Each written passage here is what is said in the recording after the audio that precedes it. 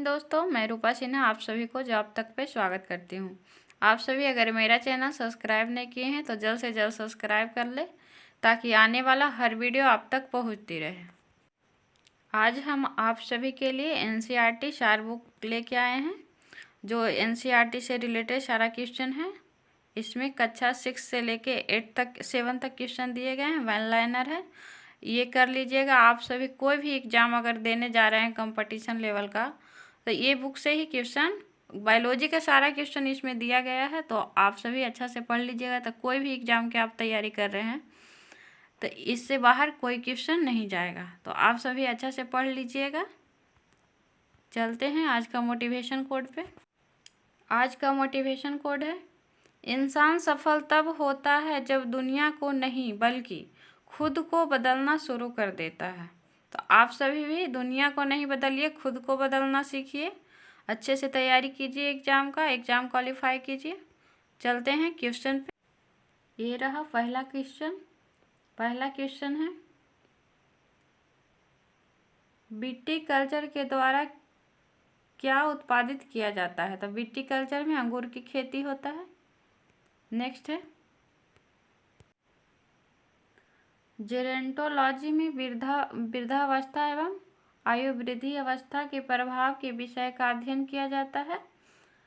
Vermi culture में कौन सा कीट का प्रयुक्त होता है? यानी वर्मी कल्चर में किसका अध्ययन होता है? केचुआ का। आगे है, पेडोलॉजी के अंतर्गत किसका वैज्ञानिक अध्ययन होता है? तो पेडोलॉजी में मिट्टी का अध्ययन होता है, मृदा का। नेक्स्ट है, फूलों के अध्ययन को क्या कहते हैं? फूलों का अध्ययन एंथोलॉजी कहलाता है। कीटों का वैज्ञानिक अध्ययन क्या कहलाता है? एंटेमोलॉजी कहलाता है कीटों का अध्ययन। नेक्स्ट है, जनसंख्या एवं मानव जाति के आंकड़ों का अध्ययन क्या कहलाता है? जनसांख्यिकी यानी कि क्या कहलाता है? डेमोग्राफी कहलाता है, इसको इंग्लिश में बोलते हैं। नेक्स्ट है, जीवाश्म वनस्पति के अंतर्गत पादप जीवाश्म का अध्ययन क्या कहलाता है? तो ये इसको ही कहते हैं जीवाश्म वनस्पति। नेक्स्ट है, विभिन्न संस्कृतियों के वैज्ञानिक विवरण के तुलनात्मक अध्ययन को क्या कहा जाता है? एंथोलॉजी कहा जाता है। नेक्स्ट है, सब्जी का अध्ययन किस शाखा के अंतर्गत किया जाता है? सब्जी का अध्ययन किया जाता है ओलेरीकल्चर में। सब्जी का अध्ययन ओलेरीकल्चर। अस्थियों का अध्ययन यानी हड्डी का अध्ययन किस में किया जाता है? ऑस्टियोलॉजी में। नेक्स्ट है, सर्पों के विषय में जानकारी प्राप्त करना क्या कहलाता है? सर्पेटोलॉजी कहलाता है। सर्प के जानकारी प्राप्त करना सर्पेटोलॉजी। नेक्स्ट है, हाइड्रोपोनिक्स किससे संबंधित है? मृदा विहीन पादप संवर्धन से संबंधित है। नेक्स्ट है, जंतु विज्ञान के अंतर्गत किन जंतुओं का अध्ययन किया जाता है? जीवित व मृत दोनों प्रकार के जंतुओं का अध्ययन किया जाता है। नेक्स्ट है, आगे है, जीव विज्ञान की विभिन्न शाखाओं के जनक यानी इनके पिता कौन है? जीव विज्ञान के पिता कौन कहलाते हैं? अरस्तु। वनस्पति विज्ञान के पिता थियोफ्रेस्टस। और सूक्ष्म जीव विज्ञान के पिता लुई पाश्चर।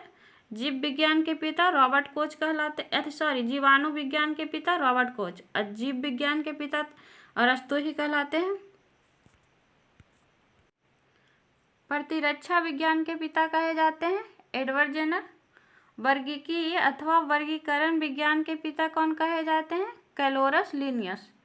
रुधिर परिसंचरण तंत्र का पिता विलियम हार्वेल। रुधिर का खोज यही किए थे।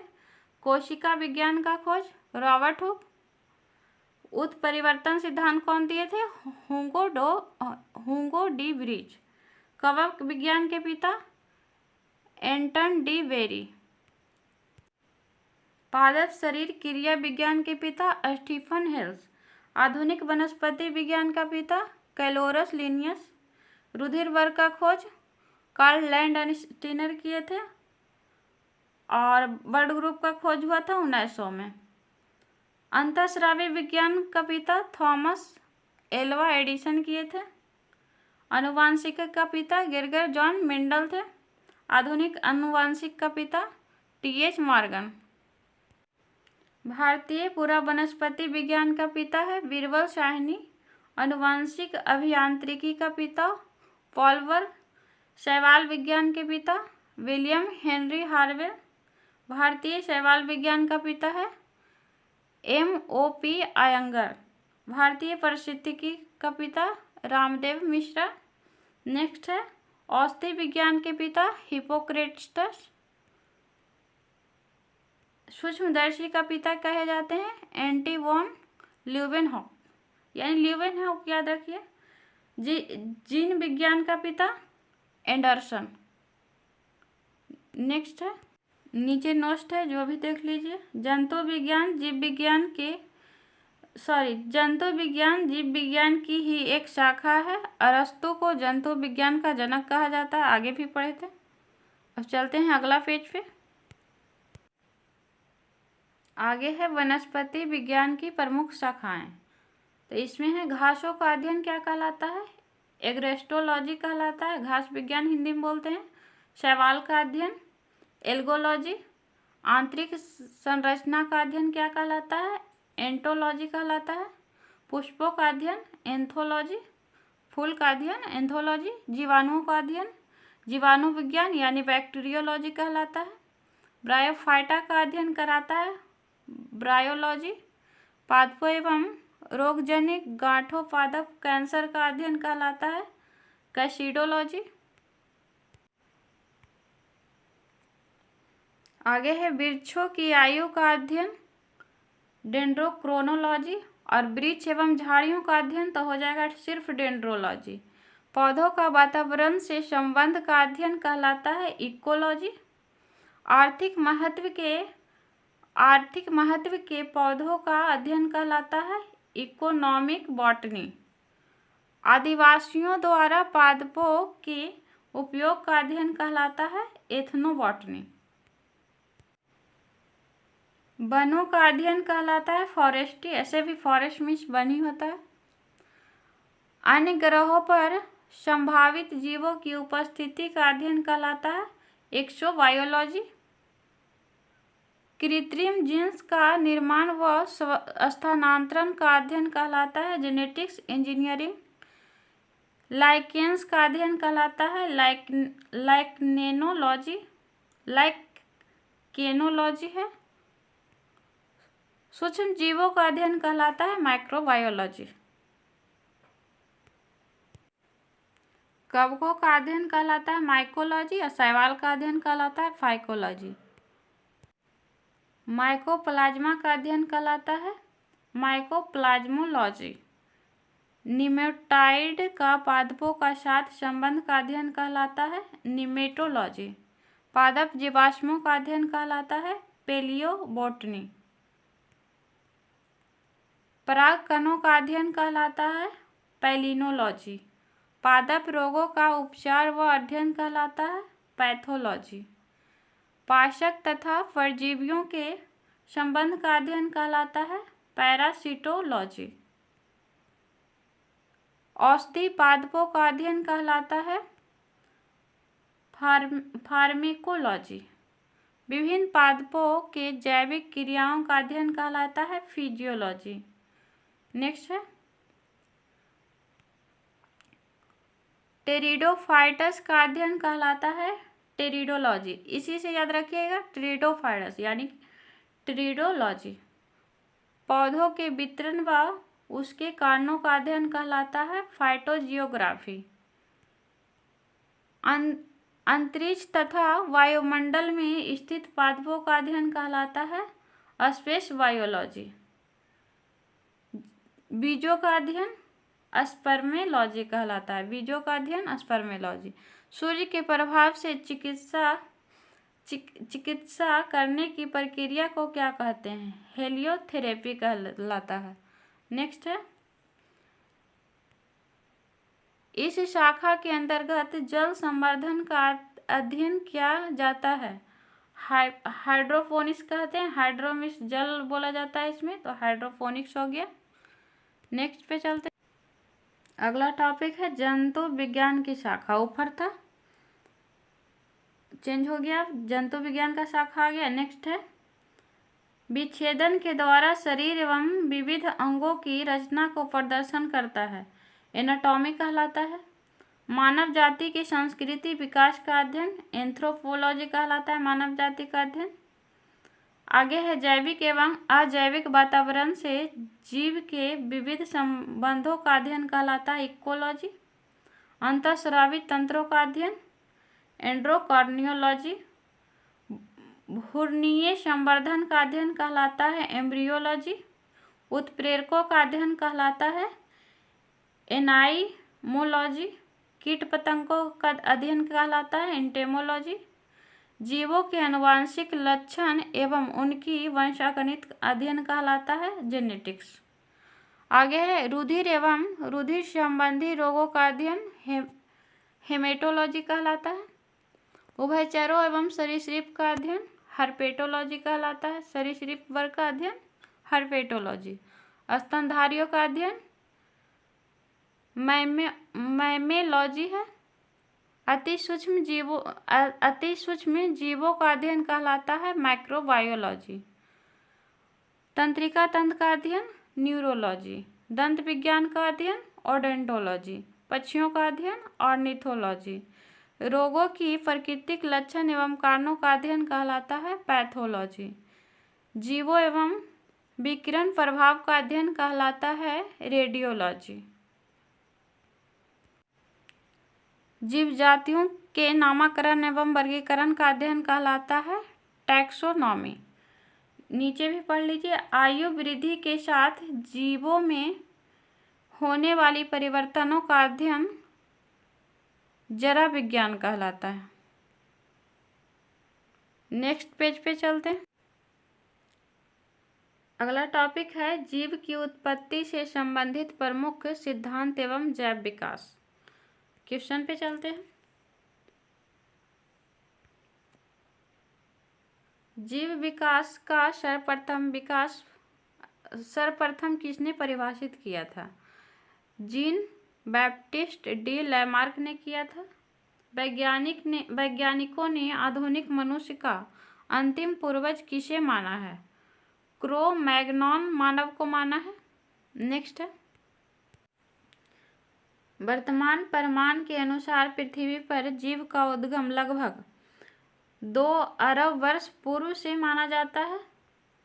विकासवाद का सिद्धांत किसने दिया था? चार्ल्स डार्विन ने दिया था। विकास का मुख्य कारण क्या है? प्राकृतिक वरण है। विकास के उत्परिवर्तन सिद्धांत का प्रतिपादन किसने किया था? हुगो डू ब्रिज ने किया था। आर्कियोप्टेरिक्स जुरैक्सी युग का सबसे प्राचीन पक्षी है जो सरीसृप व पक्षी वर्ग के मध्य की कड़ी है।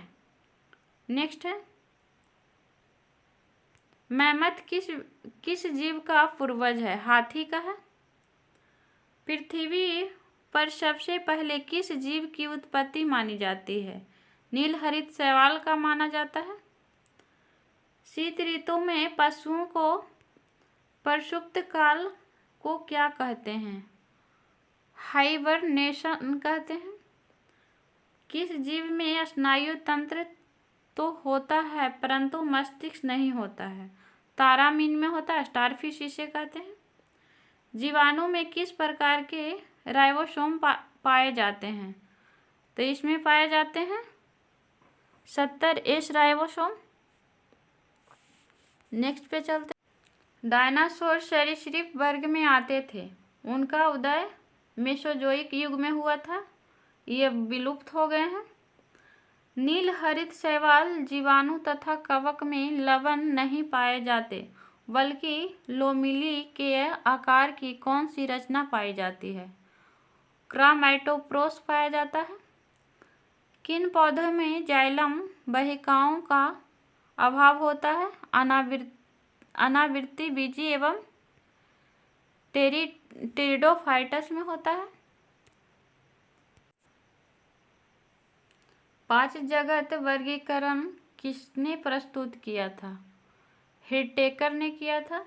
जंपिंग जीन की खोज किसने की थी? मैकक्लिंटॉक किया था। कौन से क्षार डीएनए तथा आरएनए दोनों में पाया जाता है? एडेनिन, ग्वानिन और साइटोसिन पाया जाता है। ऐसे कौन से उड़ने वाले जीव हैं जो पक्षी वर्ग में नहीं आते? चमगादड़, ये सरीसृप वर्ग में स्तनपायी में आते हैं। यही दिया हुआ है नीचे, पढ़ लीजिएगा। और वह समूह जिसके जंतु प्रायः रात्रिचर होते हैं, मच्छर, चमगादड़ एवं उल्लू, ये रात को इनको दिखता है, दिन में नहीं दिखता है उतना। कुछ साधारण नाम तथा उनके वैज्ञानिक नाम पे चलते हैं। जैसे मानव का वैज्ञानिक नाम है होमो सेपियंस। तेंदुआ का वैज्ञानिक नाम है पैंथेरा पाइडर। ये सब बहुत ही महत्वपूर्ण क्वेश्चन है, ये पूरा अच्छी तरीक़ा से याद रहना चाहिए आपको। एक वैज्ञानिक नाम कोई भी एग्जाम लेता है तो उसमें आता ही है। बाघ का वैज्ञानिक नाम है पैंथेरा टिर्गिस। शेर का पैंथेरा लियो। मटर का पायसम अस्टाइवम। बिल्ली का वैज्ञानिक नाम फेलिस कैटस। ऐसे देखिए, इसको लॉजिक से अगर याद करते हैं, बिल्ली का देखिए कैट मीन्स बिल्ली होता है तो फेलिस कैटस। मेढक का राना टिग्रिना। धान का ओराइजा सटाइवा। सरसों का ब्रेसिका कंप्रेस्टिस। चना का है सीसर अरिएटिनम। गेहूं का ट्रिकम स्ट्रीपम। गाय का वॉस इंडिका। आम का मैग्नीफेरा इंडिका। नेक्स्ट है प्रकाश संश्लेषण की प्रकाशित एवं अप्रकाशित अभिक्रिया क्लोरोप्लास्ट में कहाँ संपन्न होता है? ग्रेना एवं स्ट्रोमा में होता है। मोलस्का संघ के कुछ जंतुओं में नीले या हरे रंग का रक्त किसके कारण होता है? हीमोयास्निन के कारण होता है। नोट्स नीचे दिया हुआ है, ये भी महत्वपूर्ण है, देख लेते हैं। मानव हृदय का बायां निलय प्रकोष्ठ पूर्णतः ऑक्सीकृत रक्त को महाधमनी में और संपूर्ण शरीर में भेजता है।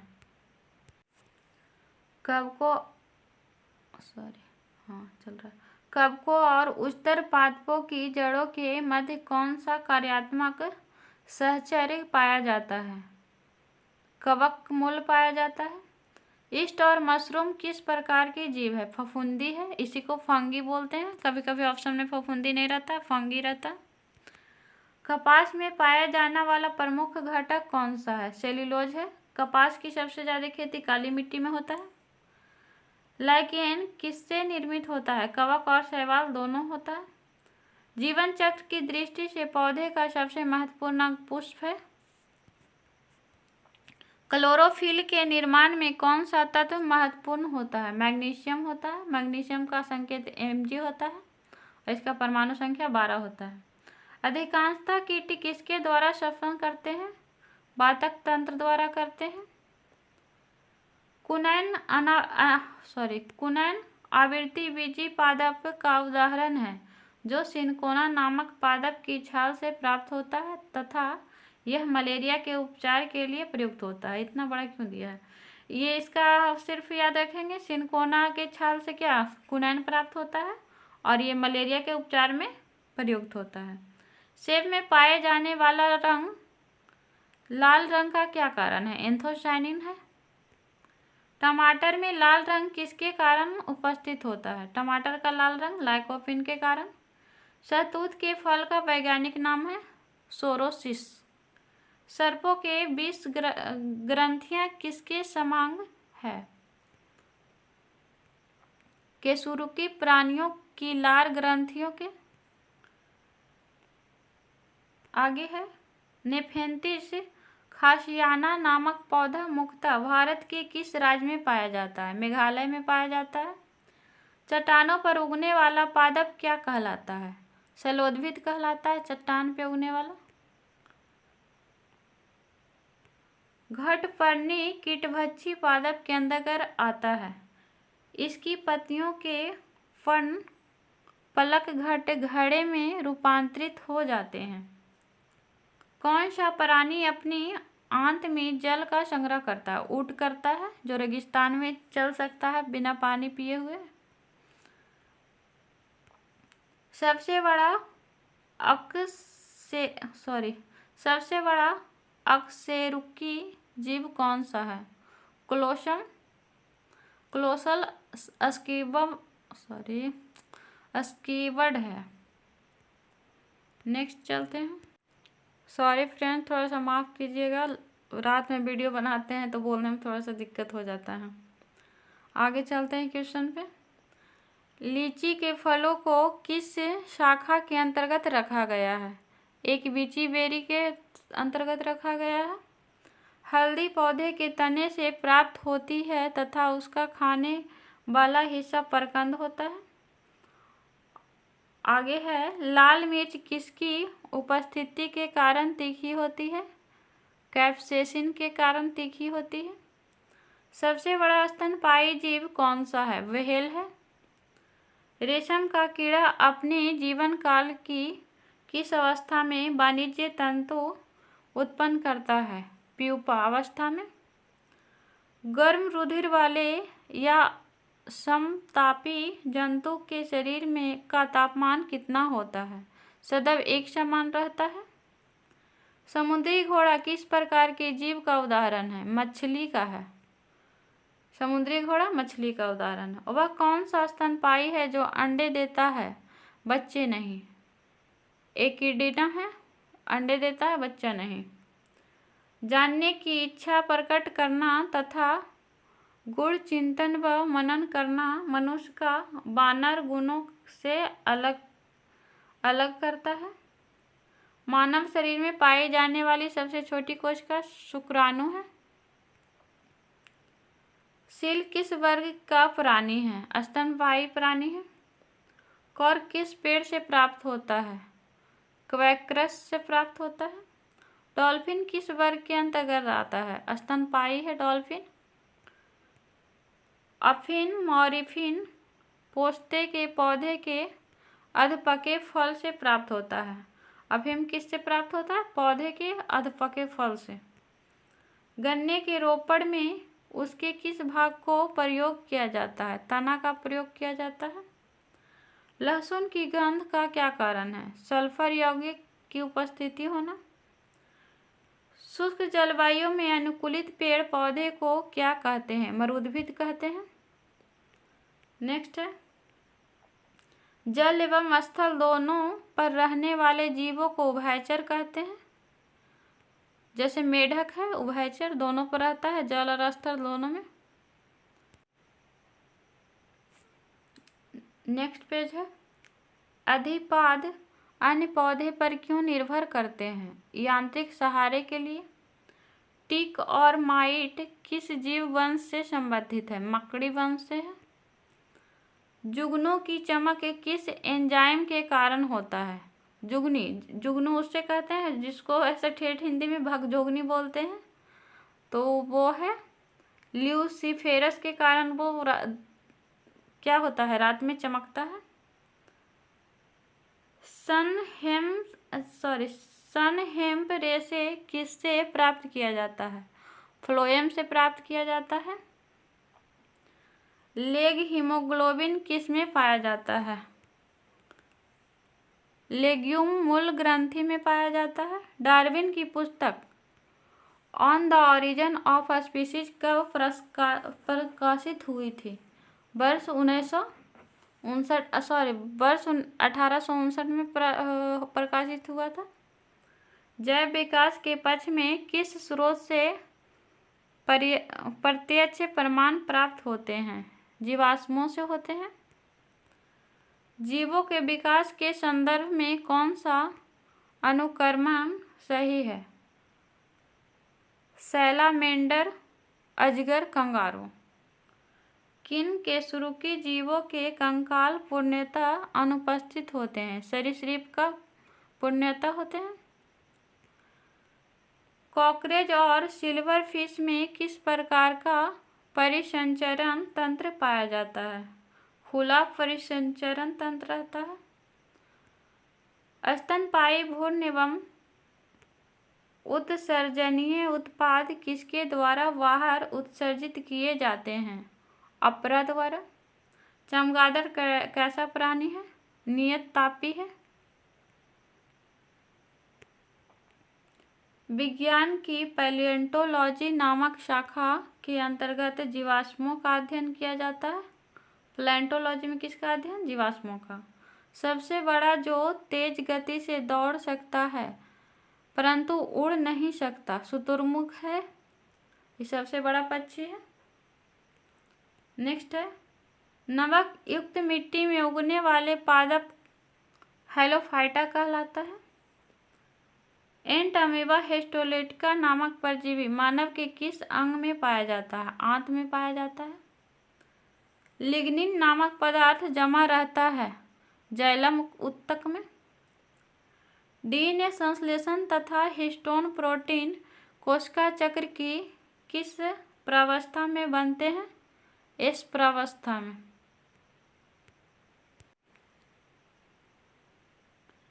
वह जीव जिसका महत्व डूबने से हुई मृत्यु का पता लगाने में किया जाता है? डायमंड। पपीते का पीला किस कारण होता है? कैरिकाजैंथिन की उपस्थिति के कारण होता है। अब पपीता में सभी विटामिन पाया जाता है। पपीता का फल भी खाया जाता है। पौधे के किस भाग से हल्दी प्राप्त होता है? तना से प्राप्त होता है। किस शैवाल से आयोडीन का निर्माण होता है? लेमिनेरिया नामक शैवाल से। इसको भूरी शैवाल बोलते हैं। वे जीवाणु जो वायुमंडलीय नाइट्रोजन को नाइट्रोजन के यौगिक में परिवर्तन करते हैं वे क्या कहलाते हैं? नाइट्रोजन स्थिरीकरण जीवाणु कहलाते हैं।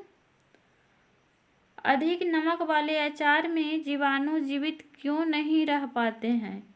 क्योंकि ये जीवन द्रव्य कुंचित होकर मर जाते हैं।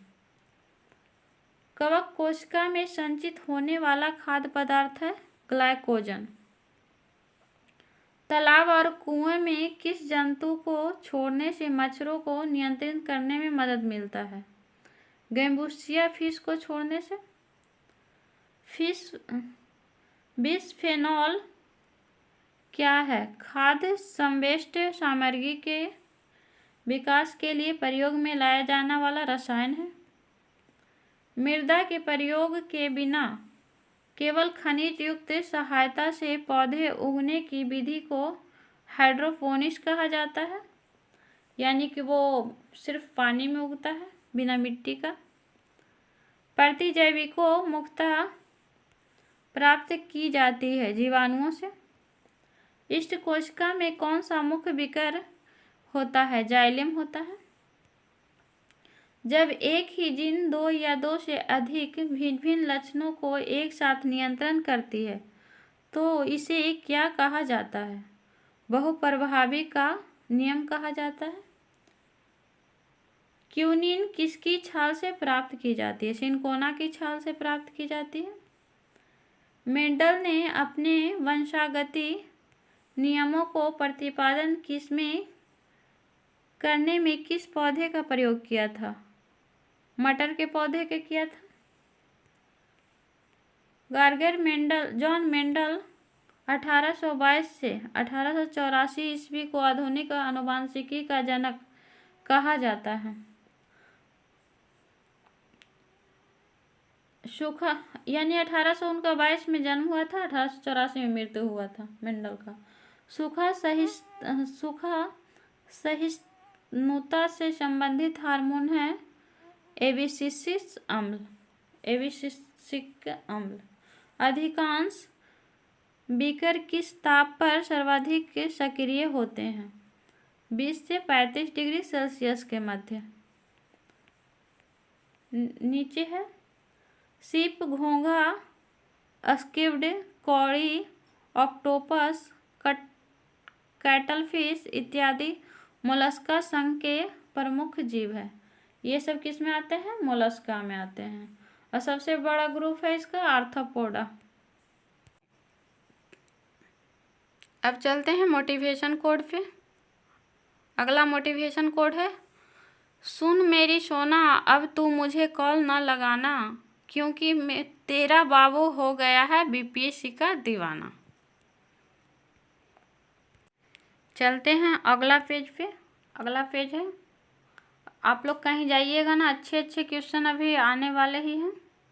अगला पेज में है, कैसिमिर फंक ने किस पोषक तत्व की खोज की थी? विटामिन का खोज किया था। फंक कब किया था? 1911 ईस्वी में विटामिन का खोज फंक किया था। विटामिन ए से संपन्न किस खाद्य पदार्थ कौन से हैं? कॉड, यकृत तेल, अस्कैरकैद, गाजर, पालक इत्यादि में विटामिन ए पाया जाता है। रतौंधी विटामिन ए की कमी से ही होता है। मनुष्य में विटामिन ए की कमी से रतौंधी वही है। और शरीर वृद्धि व भार में कमी, कॉर्निया तथा त्वचा संबंधित रोग उत्पन्न हो जाते हैं विटामिन ए की कमी से। विटामिन बी12 का रासायनिक नाम है साइनोकोबालामाइन। खट्टे फलों में विटामिन सी पाया जाता है। विटामिन सी का खोज किया था होलकट ने। घाव भरने में विटामिन सी का इस्तेमाल होता है। और कौन सा विटामिन है जो फले को छीलने पर नष्ट हो जाता है? विटामिन सी ही नष्ट हो जाता है।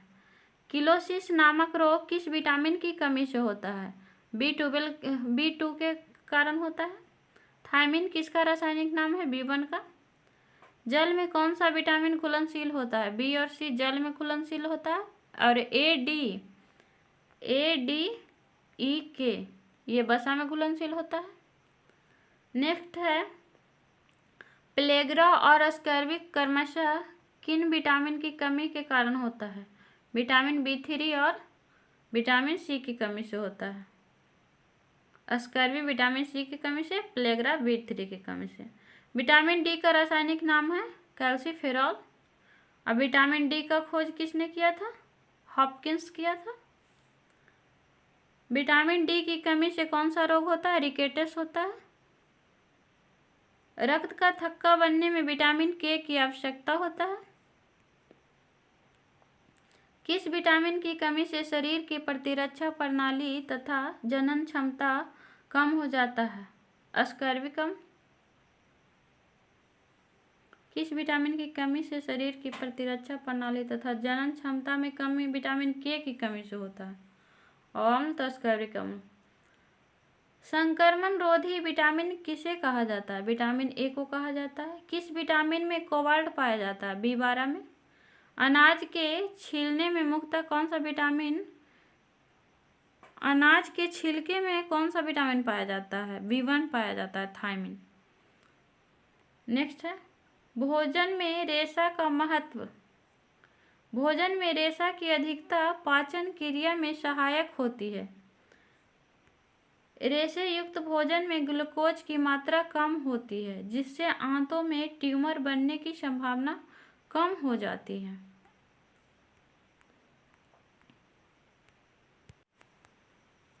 आगे पॉइंट है, दीर्घमात्रक खनिज।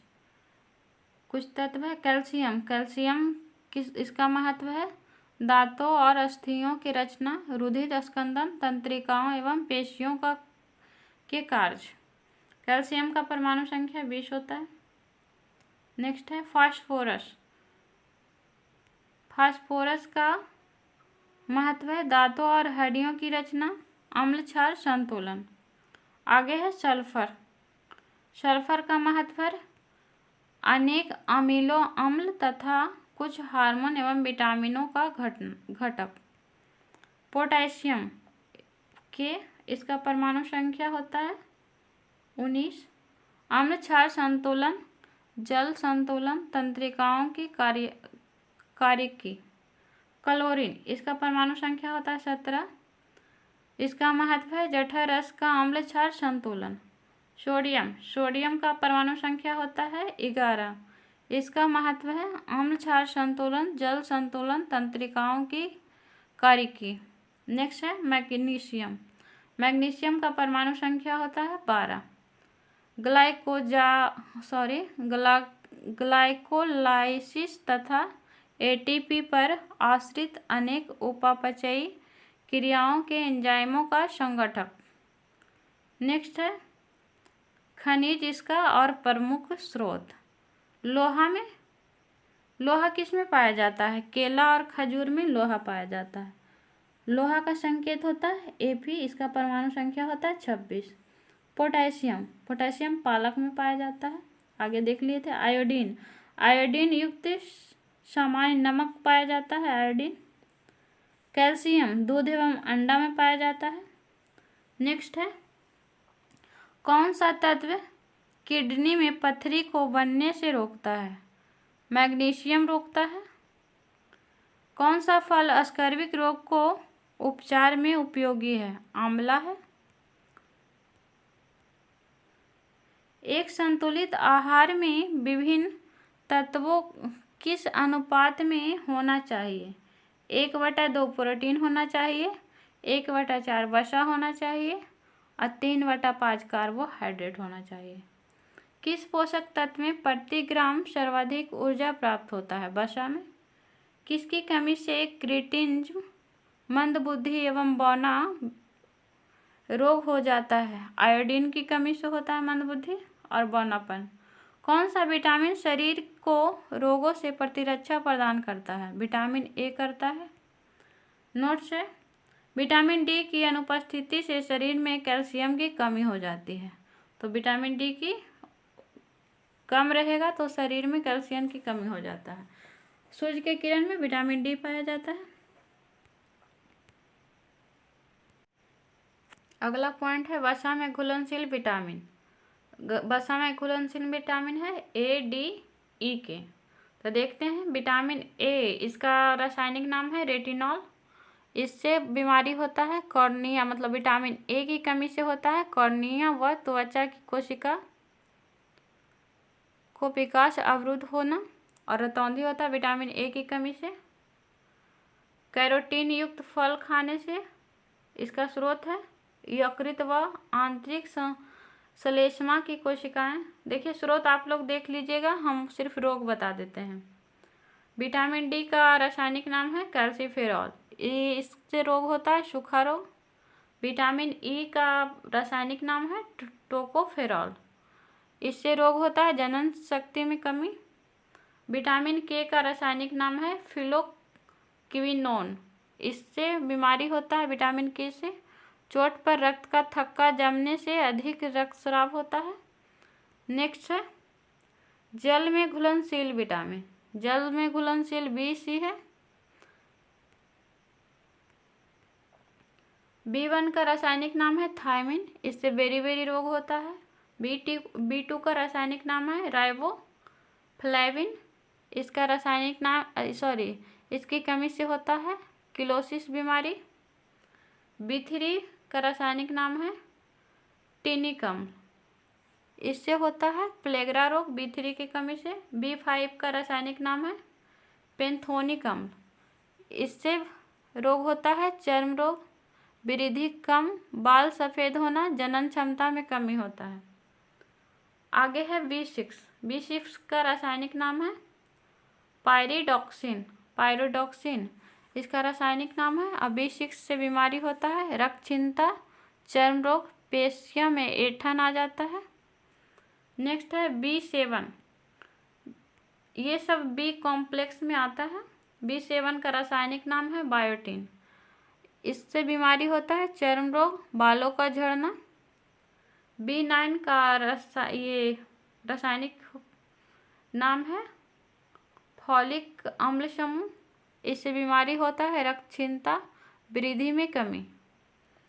आगे है B12 का रासायनिक नाम है साइनोकोबाल्मिन, इससे बीमारी होता है रक्तहीनता, तंत्रिका तंत्र के विकार। आगे है विटामिन सी का रासायनिक नाम है एस्कॉर्बिक अम्ल, इससे बीमारी होता है स्कर्वी रोग होता है, मसूड़े में सूजन एवं रक्त आना। नेक्स्ट है विटामिन के का रासायनिक नाम फिलोक्लोबिन है, जिसका कार्य रक्त स्कंदन करना तथा यकृत में थ्रोम्बोमिन का निर्माण करना है। विटामिन पेज खत्म हो गया है, नेक्स्ट पेज पे चलते हैं। विटामिन से ऐसा कोई एग्जाम नहीं है कि विटामिन से क्वेश्चन नहीं आता है, हर एग्जाम में विटामिन से क्वेश्चन पूछा जाते हैं। तो अच्छा से आप लोग पढ़ लीजिएगा, विटामिन देख लीजिएगा। चलते हैं नेक्स्ट पेज पे। नेक्स्ट पॉइंट है पादपों की आकृति। क्वेश्चन पे चलते हैं। पादपों में किस संरचना के द्वारा जल ऊपर चढ़ता है? जाइलम द्वारा। ऐसे देखिए, याद रखिएगा, जल जाइलम। आगे है, एक बीज किसके अभाव में अंकुरित हो सकता है? पर्याप्त प्रकाश। प्रकाश संश्लेषण की दर किस प्रकार में अधिक होता है? श्वेत प्रकाश में अधिक होता है प्रकाश संश्लेषण। रंध्रीय वाष्पोत्सर्जन रुक जाता है विसरण केशिका क्रिया के कारण। जीवाणुओं द्वारा नाइट्रोजन को वायुमंडल नाइट्रोजन में परिवर्तन करने की प्रक्रिया क्या कहलाता है? विनाइट्रीकरण कहलाता है। किस क्रिया के दौरान सौर ऊर्जा रासायनिक ऊर्जा में परिवर्तन हो जाता है? प्रकाश संश्लेषण। वृद्धि रोधक के रूप में कार्य करते हैं एब्सिसिक अम्ल व इथाइलिन। पुष्पित पौधे के बीज किसके बने होते हैं? भ्रूण, खाद्य संग्रह तथा आवरण का। प्रकाश संश्लेषण पादप के किस कोशिका का होता है? क्लोरोप्लास्ट का। यदि हम केंचुए अथवा जोंक पर नमक छिड़कते हैं तो वह क्यों मर जाता है? केंचुआ और जोंक पे नमक छिड़कते हैं तो मर जाता है परासरण प्रघात के कारण। कौन सी फसल मिट्टी को अतिरिक्त नाइट्रोजन प्रदान करता है? मटर।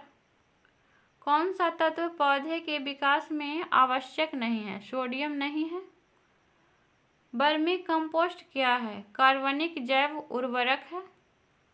किस पौधे को औषधि भारतीय चिकित्सक कहा जाता है? आंवला को कहा जाता है। अफीम पौधे के किस भाग से प्राप्त किया जाता है? फूल से प्राप्त किया जाता है। सबसे पहले बनने वाले प्राथमिक जाइलम तत्व को क्या कहते हैं? प्रोटोजाइलम कहते हैं। कॉफी पौधे के किस भाग से प्राप्त होता है? बीज से प्राप्त होता है। और सबसे ज़्यादा कॉफी कहाँ ब्राज़ील में पाया जाता है। और अगर पूछे राज्य में तो यहाँ कर्नाटक। रेशम के कीट सामान्यतः किस पेड़ पर पाए जाते हैं? शहतूत के पेड़ पे पाए जाते हैं। भूमि की